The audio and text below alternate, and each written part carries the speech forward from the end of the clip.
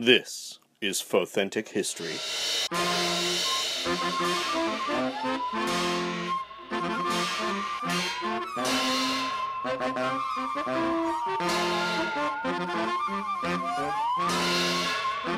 Hello and welcome to the podcast. I'm Brian Young. And I'm Holly Fry.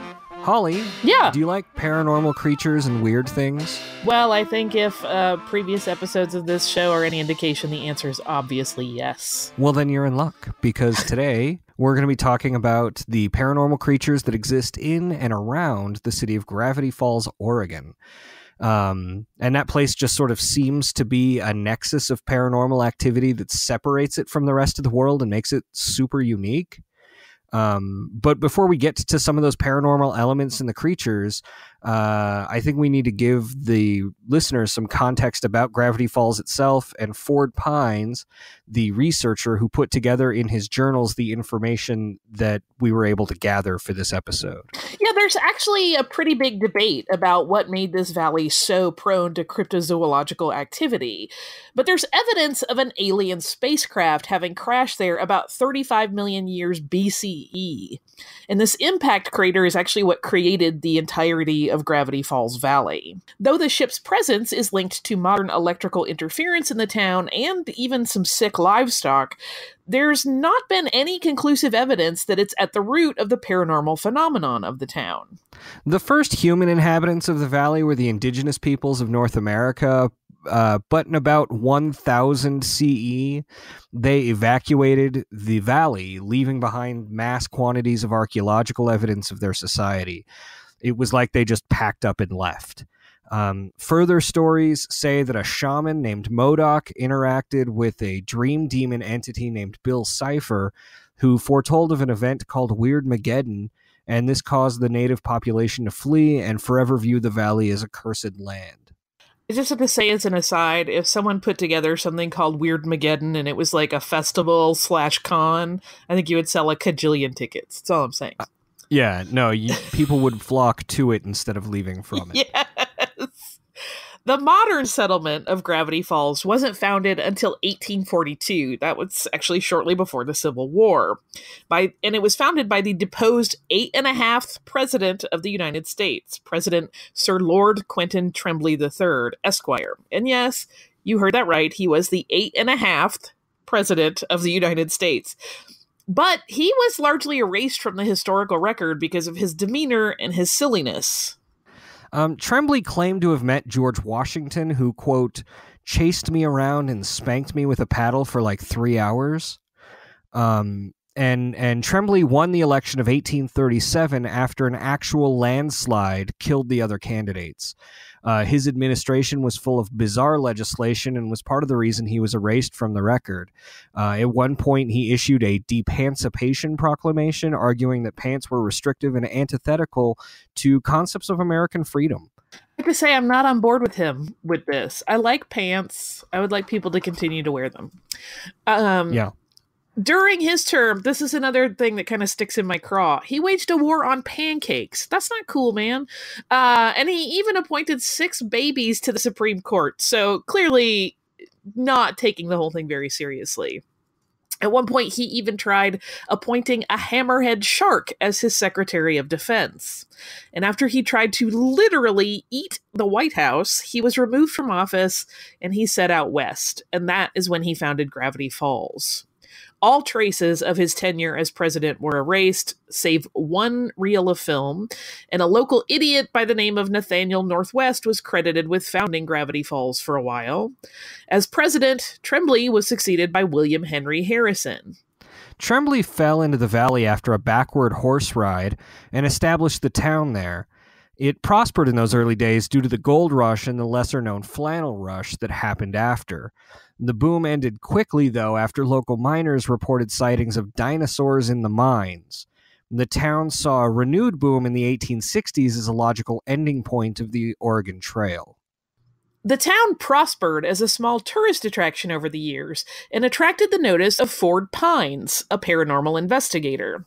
He spent years in Gravity Falls, researching and documenting all the creatures and phenomena in his journals before disappearing into an alternate dimension. His journals are the only proof of his existence, and we actually only have access to the third one. Pines was born in the 1950s, and his research brought him to the Gravity Falls Valley in 1975. He disappeared during the writing of his third journal in the early 1980s, and the book disappeared for a time until it was found by the Parks Department of the state of Oregon during a routine moose tagging mission. They found this third journal and covered in dust in the center of a mossy clearing.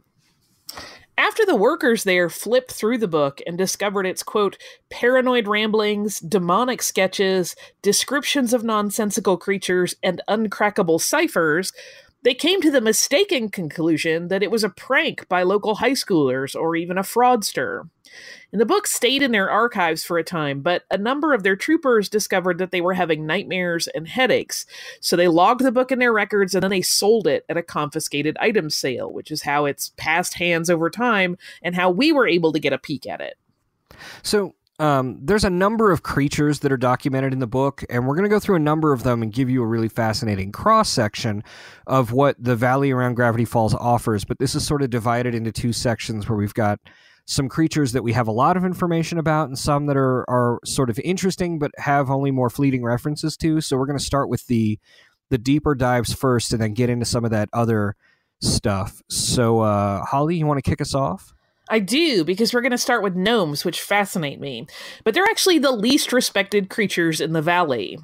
The first sighting of the gnomes by the author of the third journal was when he was awakened one morning to the sound of a gnome arguing politics with a stuffed bear head.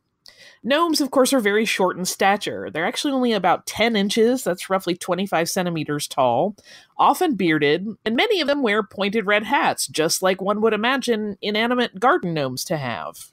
Gnomes have the startling ability to gather many gnomes together to create super formations that can be very intimidating to those they encounter. Ford Pines described them as unsettling, and once they even tried to kidnap him as an offering to their queen. Gnomes are typically presided over by a queen. The queen is usually the most beautiful female gnome, and when a queen dies, gnomes generally have a funeral, and they share in a food that's called bereavement jam. One queen that we know of from the documentation was eaten by a badger, which sounds like a terrible way to go. After that queen had passed away, a gnome named Jeff took over. And Jeff was an anomaly in that he could speak English more fluently than the other gnomes, and his intelligence allowed him to take the leadership position. Gnomes also tend to go feral when a queen is not in charge. There was a gnome police department as well. That's the GPD, as they're referred to. And those wear blue uniforms, blue hats, and blue vests with GPD written on them in yellow letters. They use a deer with a red beacon as a vehicle and pine cones as weapons. They're not a force free of corruption either. Fairy dust dealers have been known to get out of trouble by offering GPD officers a cut of the dust. A, quote, adorable owl serves as the only judge of their legal system. Gnomes have taverns and drugs like fairy dust, so it implies that they have needs roughly on par with humans in that regard. They also train squirrels for use as vehicles. According to the third journal, their chief weaknesses are dog whistles, owing to their sensitive hearing, and leaf blowers, which can take down their monstrous forms. Next, we're going to move on to another creature. While he was exploring the forest surrounding Gravity Falls, Ford Pines wrote that one day he found a mysterious white egg. He brought it home, and it hatched into a creature that he would later refer to as the Shapeshifter. The Shapeshifter can obviously shift shapes and is a cunning creature, easily able to put together elaborate confidence games very quickly. It can be as small as a gnome or as large as a pine tree, and even can change into amorphous forms like water or fire. This is fascinating on the molecular and chemistry level. Like, there's something really fascinating going on with density here. But its default shape is really quite misshapen.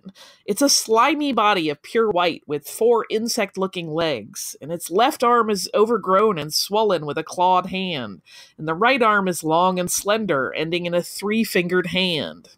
Its eyes are pink, and its snout contains 10 teeth, 4 fangs hanging outside the mouth, and 6 smaller ones on the inside. In Pine's care, the creature grew rapidly in size, and because of its demeanor and speedy growth, Pines trapped it in his bunker while he sought to create a stasis tube to trap it on a more permanent basis. Unfortunately, the shapeshifter escaped. The shapeshifter spent the rest of its days, as far as we know, and may still be doing so, seeking out the third journal that is now in possessions of the historians of the weird, because that journal would have all of the information that the shapeshifter needs to transform into almost any creature indigenous to the Gravity Falls area. The next creature we're going to talk about is actually the sixth creature that was written about by Ford Pines in the third journal, and that was the Undead. Many of these undead zombies are often mistaken for teenagers, but they were mostly actually lumberjacks that had been killed in the Great Flood of 1883 in the valley. They're pale-skinned zombies with bad attitudes that one might expect from popular culture, which makes it no wonder some in Gravity Falls might mistake them for kids. Like teenagers, they also travel in packs. For a long time, this undead horde was thought to be invincible, but it was discovered by accident that they can be foiled by perfect three-part harmonies. Fort Pines discovered this wholly by accident when a barbershop quartet began to play on the radio while he was dealing with them. Like classic zombies, a bite from one will convert you to them, but this particular strain of zombification can be cured with a concoction that includes formaldehyde and cinnamon. An odd one to parse for one's senses. Well, and I want to know who was like, it'll fix this. Formaldehyde and cinnamon. There's probably some crazy chemist in the woods doing all kinds of experiments. Yeah. There are a lot of other creatures in Gravity Falls, Oregon, and not all of them have the level of detail in the journal of the ones that we've just talked about. So now we're going to go through a number of the notable but still lesser known creatures that are featured in that book. So there's one in particular that's an ape beast that occupies the mountain peaks of the area, and he's referred to as the Abominable Bro Man. And this creature wears cargo shorts, a baseball cap, and drinks soda. And the only words and phrases that he's been documented as saying are bro, righteous, and chill sesh. It's believed that his entire persona was based on a hiker that he'd eaten at some point in the past. And although the Abominable Bro Man is covered in hair, he actually has one shaved space around one arm, and that shows off his tribal tattoo. Yeah. It would be I would not necessarily want to encounter that in the wild. Moving on to Barf Fairies. Barf Fairies are exactly like they sound. They're small, flying fey creatures that vomit uncontrollably. When studying them, Ford Pines recommended a poncho, and he posited that their vomiting was actually a form of communication, but the research wasn't worth it for him because of the disgusting nature of their vomit. Yeah, sometimes you gotta find your limits. Yeah. Beard cubs are another interesting species of Gravity Falls. So you heard that right, it's beard. They're animated beards and mustaches that roam the forests of Gravity Falls. There are reports of them stealing any shaving cream that they find at the area campgrounds, and they can be found nesting in trees, in shrubbery, and even on the faces of unsuspecting lumberjacks. These things are very aggressive. Ford Pines was attacked by one at one point that was trying to attach itself to his face, and as a consequence, he recommended carrying a pocket razor just in case for just such occasions. Cowls we're going to talk about next, and they're one of the more bizarre animals indigenous to the Gravity Falls Valley that shouldn't exist in any realistic way. They're an interbred mix between cows and owls, and they lay milk-filled eggs. And when you can hear them calling in the forest, they call out Mahoo. I'm picturing someone making a really smart move to figure out how to tap those eggs like you would a coconut in a tropical place and sell them as little drink boxes. I'm surprised the Cadbury Company isn't on that. Right? Now, there are also two different sorts of flying eyeballs that roam through Gravity Falls in the Greater Valley.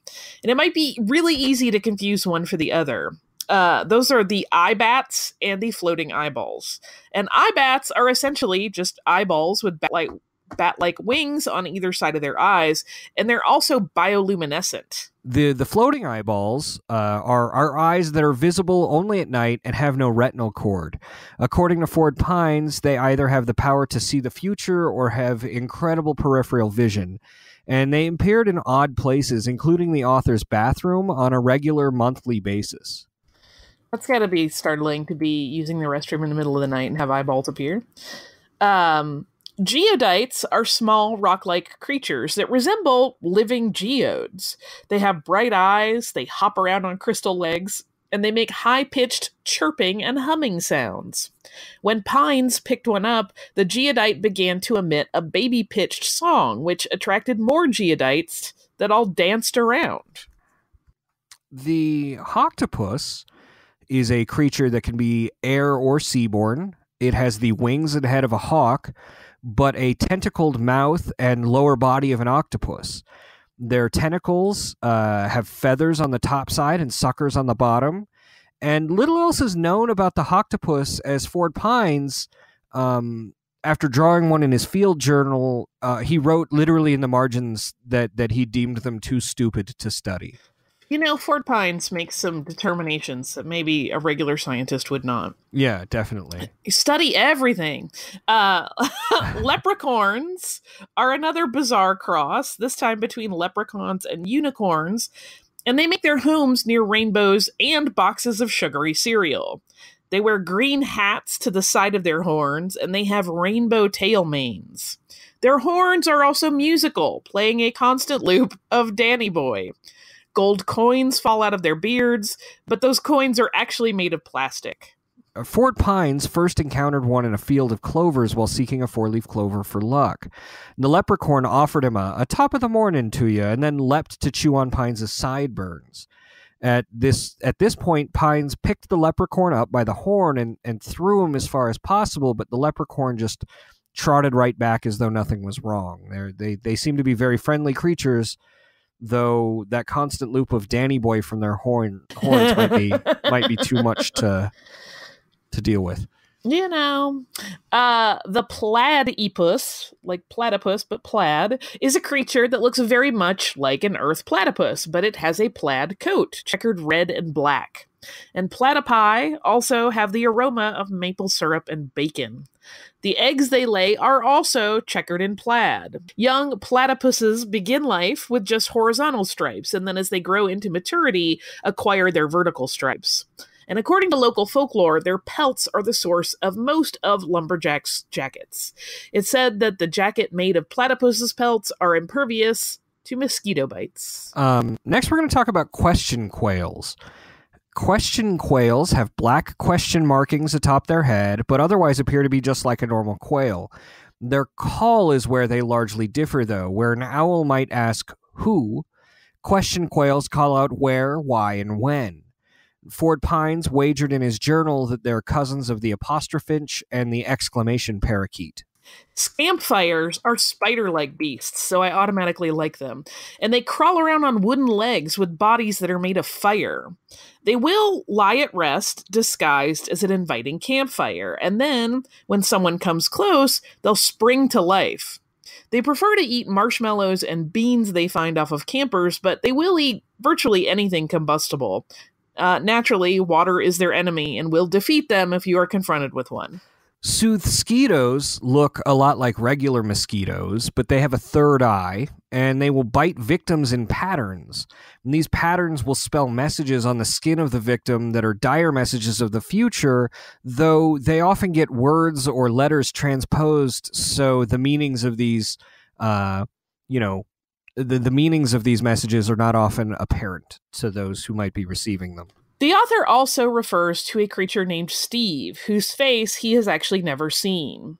Steve is covered in moss and mushrooms and lives in the forest, and he was large enough to one pick up Ford Pine's car and eat it. Though the author is thin on hard evidence, his theory is that Steve is a tree giant, older than the town of Gravity Falls. Steve's legs look like trees, and its reclusive nature could be explained by the fact that the valley's crawling with lumberjacks. Pines tried to communicate once with Steve by speaking in low tones through a megaphone, but Steve ended up throwing a deer at him, and that sort of ended the investigation into Steve. Stomach-faced ducks gather in the lake at Gravity Falls, and outwardly they appear very much like regular ducks, but when they open their mouths, their stomach contents are completely visible.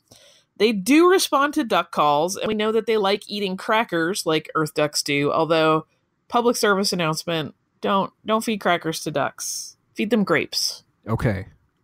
They can't really process the bready items the way we think birds can.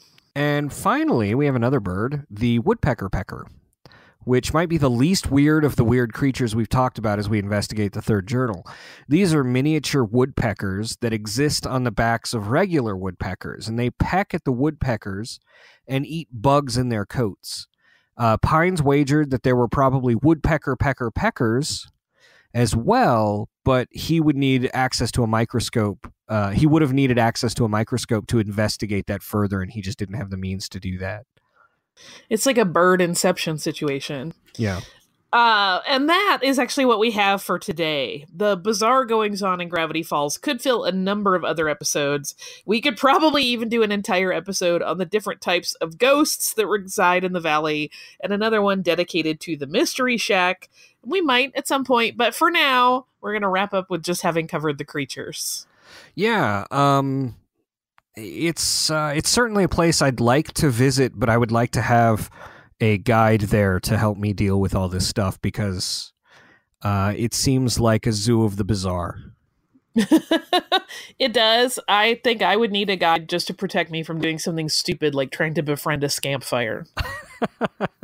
Be like, look at that baby. You are you. And then I'd burn to death. That's how that would play out. I don't doubt that. I don't doubt that at all. So we do have a little bit of listener mail of a sort today, Holly. Oh, excellent. But this time it comes in the form of a voicemail from a denizen of Gravity Falls. Oh, this is going to be excellent. Okay, so we'll play it now. Hey, Bryan and Holly. My name is Scout, and I live here in Gravity Falls. I wanted to tell you how Gravity Falls is and what happened. So, life here in Gravity Falls, Oregon is a bit lesser strange, I guess. How do you put it? But anyways, a few creatures have been roaming around. Like the gnomes are still here, trading with a few people and stealing tourists. And yesterday, they tried taking me, which was weird. But they have been eating lots of jam, and I have found some journal in the woods telling me about them and other creatures. And the third day I was here, my mosquito bites, whatever you call them, spelled out Bewarb of Ill, which kind of sounded like gibberish. Well, my grandpa said so. But it seems like there are mysteries here and seem untouched. I hope someday I can learn more of Gravity Falls. But one thing I want to mention, ghosts, ghouls, haunted doors, and why the Barf Fairies barf. But I believe it would be too long. But I can tell you why Barf Fairies barf as well. They can only see the invisible wizard. Once I found some special goggles and I put them on and I saw the invisible wizard. I almost threw up myself. They're really gross, but cool. And one of my favorites to tell more are the gnomes. If you get bitten by a gnome, you turn into one of them. aka you get short, grow a beard, and every gnome has a beard. Females, babies, even children, gnomes. It's really funny, but odd at the same time. And dinosaurs and mines were the last dinosaurs. Like, that's where the dinosaurs are. Like, they're just there.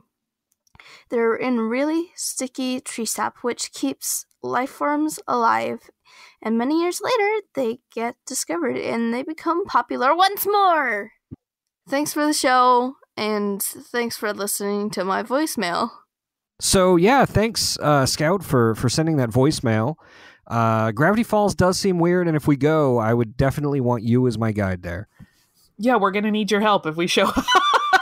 But thank you for offering that insight into what the reality of living there is like, because we can read the research, but it's still a little bit different than firsthand accounts from somebody actually living through it right now.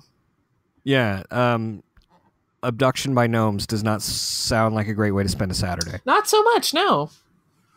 So, Holly, where can people find you? I am on Twitter as Surliest Girl, and I'm also on Instagram as SurlyGirly5, and I host a regular bi-weekly podcast. Is that right?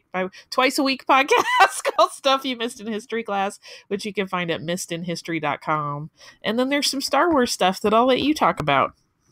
Yeah, so Holly is a co-host with me on the Full of Sith podcast, along with the Mike Pilot, and we can be found every week talking about Star Wars. If you want to go to fullofsith.com, you can find us there. As for me, you can find me on Twitter at Swankmatron, or my new personal website, swankmatron.com, and that can help guide you to anywhere you need to see me. As far as Authentic History, we would love for you to visit the website at fauthentichistory.com. You can listen to all of our back episodes there. We've gone through all kinds of history and all kinds of universes. And we're on social media at Fauthentics on Twitter. And if you look up Fauthentic History on Facebook, you can find us there too. And if you decide that you like what it is we do and the history service we provide here, feel free to review us on iTunes or Stitcher or wherever else you listen to the podcast. So unless you've got anything else, Holly. I don't. Well, then we'll be back next time, and hopefully it's a little less weird next time. Maybe.